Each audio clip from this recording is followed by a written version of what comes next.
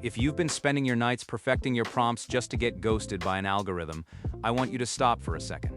Take a breath, because if you're feeling like you're shouting into a void, it's not because you aren't good enough. It's because you're playing a 2023 game in a 2026 world. I've been where you are. I've sat in front of that screen, tweaking keywords, trying to guess what the machine wants to hear. But here's the reality. 83% of enterprises now use AI-driven systems to screen you before a human even knows your name. In fact, 65% of employers have moved to a system of automated rejection. That means a line of code is deciding your career path without a single human eye ever seeing your worth. We are living in the digital ghosting era. It's a period where the volume of noise has become so deafening that the only way companies can survive is by building higher and higher walls of automation. It's why the average senior-level search has stretched to 6 months. We're caught in what I call the AI doom loop. We send more applications because it's easy, so companies use more AI to filter them because there are too many. It's a race to the bottom where volume is the enemy of visibility. In this loop, every time you click Easy Apply, you aren't applying for a job, you're just feeding the machine more data to reject you faster. This cycle has created a massive psychological toll. Professionals with 15 years of experience are questioning their fundamental value because a GPT-4-powered screening tool couldn't find a specific keyword in their third paragraph. But I want you to look past the frustration. If the machines are rejecting us for not being machine enough, we have to ask ourselves, what is it that human recruiters are actually panicking to find? Because they are panicking. Their automated systems are working too well. They're filtering out the very outliers and innovators they need to survive. And the answer to breaking through isn't being faster or more efficient. It's something much quieter, much slower, and infinitely more valuable. There's a massive reframing happening inside the C-suite right now, and nobody's talking about it on LinkedIn. For the last few years, the goal was scale. Faster, bigger, more. But that push for scale created something dangerous. Global slop, generic strategies, generic content, and generic management that lacks any local resonance. And it's costing companies billions. I'm talking about $67 billion in losses just last year due to AI hallucinations and automated strategic errors. When you automate empathy, you lose your soul. Brands are seeing their stock prices drop by 10% after failed cultural rebranding attempts that were driven by optimized data sets rather than human intuition. Look at the data. Amazon recently eliminated 14,000 management-level roles in a single move. They're flattening the hierarchy. At major retailers like Target, management positions are being cut 3 times faster than entry-level staff. Why? Because if a job is just managing a process, the AI can do it. The middle is being hollowed out because the middle was where the process managers lived. But here's where the opportunity lies. Corporations have realized that they've over-indexed on efficiency and under-indexed on accuracy. They've scaled their mistakes. A single AI error in a global supply chain can now propagate in milliseconds, causing damage that takes months to repair. The secret isn't that AI is taking your job. It's that AI is making mistakes so culturally and financially expensive that companies are now desperate for someone to step in and stop the bleeding. They don't need another person to run the engine. They need a nuance auditor. They need someone who can look at a 50-page automated strategy and see the one cultural blind spot that will alienate an entire demographic. They are looking for the human moat, the layer of protection that keeps the machine from driving the company off a cliff. So, how do you become the person they're desperate to hire? You have to shift from being a manager of processes to a curator of context. I've seen this play out with high-level professionals who stopped trying to compete with the speed of the engine and started being the translator. And honestly, this is the part most people get wrong. They think they need more technical certifications. They think they need to learn Python or become a prompt engineer. They don't. In 2026, being a prompt engineer is like being a typewriter repairman in the 90s.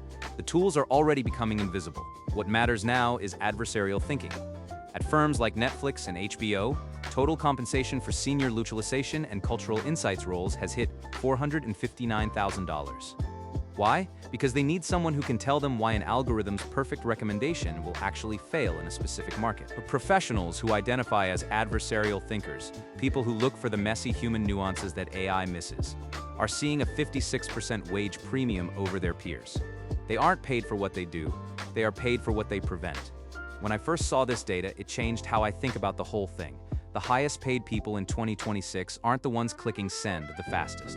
They're the ones bypassing the application portals entirely by identifying cultural friction points. They find a problem that the automated system is too safe or too generic to catch, and they bring the solution directly to a human leader. This is about contextual arbitrage. You're taking the raw output of the machine and adding the 5% of human magic that makes it profitable. In the middle of this AI purge, a small group of people decided to stop being the engine and started being the guardrails. They realized that in an era of infinite content, the only thing that is scarce is rightness. Not fastness, but rightness. We've entered a new paradigm. Scalability is now a free commodity. Anyone can generate 1,000 pages of strategy in a minute, but hyperlocal resonance is the only moat left. 92% of hiring managers now say they prioritize contextual intelligence and communication over technical certifications. They've realized that a certificate in an AI tool is worthless if the person using it doesn't understand the human context of the output. Global ad ROI is plummeting because of that generic AI slop I mentioned earlier. It fails to resonate because it's based on averages, but humans don't live in the average, we live in the exceptions. And as 45% of middle managers expect to be reorged out of their roles this year, the ones who survive are the ones who can translate a global strategy into a local win. This requires what psychologists call System 2, thinking, the slow, deliberate, and analytical part of the brain that AI currently struggles to replicate at a high strategic level. Now, this is the part that changes everything.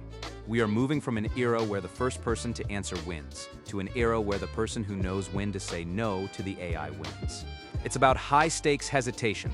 It's the ability to look at a 100-page automated report and say, wait, this doesn't account for how people actually feel in this region.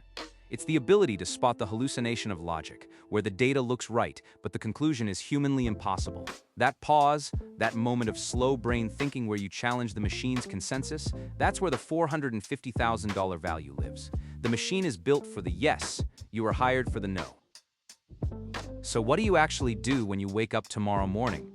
I want to give you a 3-step blueprint to stop being an applicant and start being an architect. First, practice strategic scarcity. When you're talking to recruiters or networking, don't show them how well you use the tools. Everyone does that. It's boring. Instead, withhold the human 5% of your decision logic. Explain the why behind your choices that an AI couldn't possibly replicate. When they ask how you'd solve a problem, don't give them a process. Give them a perspective. Show them the nuance that the data missed. Second, rebrand. Stop calling yourself a global manager or a director of operations. Those titles sound like they can be automated. Start positioning yourself as a hyperlocal specialist, a nuance auditor, or a contextual strategist. Make it clear that your value isn't in the execution, but in the oversight and the ethical cultural guardrails. You are the corporate insurance policy against a $100 million mistake. Your LinkedIn profile shouldn't list what you can do. It should list what you can see that others miss. Finally, stop being an applicant, identifying a specific friction point in a company's current strategy. Something you can see is a result of global slop and reach out to a human peer with a specific fix. Use the machine to find the company's public-facing errors, then use your human brain to propose the fix. Solve the problem before you even ask for the job.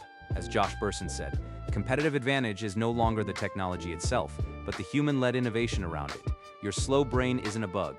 In 2026, it is the most valuable feature your company owns. In a world of infinite speed, the person who can slow down and get it right is the one who leads. Stop trying to be a better machine. The machines have already won that race. Start being the human that the machines and the people who run them can't live without. This isn't easy. It requires courage to step out of the AI doom loop, but the people who figure this out, they're the ones getting the calls. They're the ones making the $450 salaries, and you can be one of them.